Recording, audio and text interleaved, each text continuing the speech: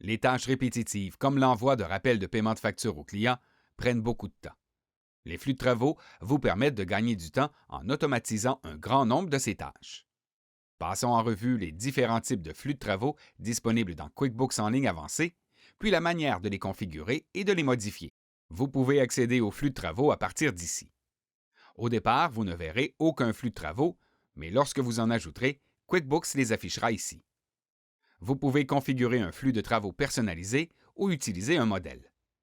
Utilisons un modèle pour l'instant et vous pourrez vous familiariser avec les flux de travaux personnalisés plus tard.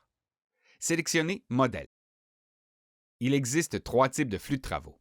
Les rappels envoient un courriel au client, au fournisseur ou à une personne de votre entreprise, ou une notification sur application mobile à un membre de votre équipe. Les approbations créent des procédures au sein de votre entreprise qui limitent ce que les utilisateurs peuvent faire avant l'approbation.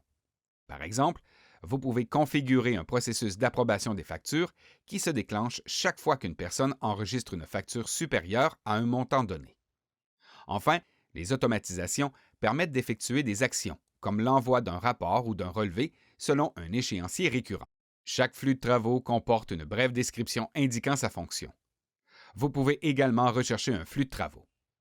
Si vous souhaitez afficher uniquement les flux de travaux liés à un type d'action ou d'opération en particulier, sélectionnez Filtre.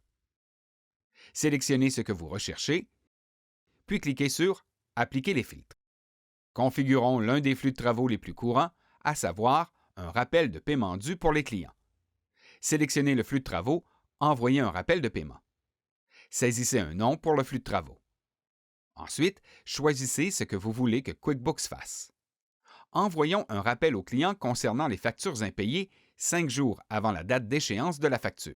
Ce rappel concerne quelque chose que le client doit faire, mais si vous configurez un flux de travaux pour quelque chose que vos employés doivent faire, QuickBooks peut créer un rappel dans leur tâche. QuickBooks enverra ce rappel à l'adresse courriel du client, mais vous pouvez ajouter d'autres adresses courriel, par exemple celle d'un membre de votre équipe. Vous pouvez également personnaliser le message qu'ils recevront. Lorsque ce flux de travaux et d'autres flux de travaux sont déclenchés, QuickBooks peut vous envoyer un courriel récapitulant l'ensemble de ces événements. Il s'agit d'un bon moyen de rester au courant de toute l'automatisation réalisée dans votre entreprise.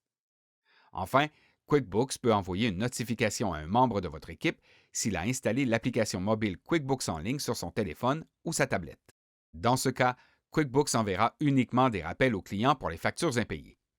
Cependant, vous pouvez également ajouter d'autres conditions.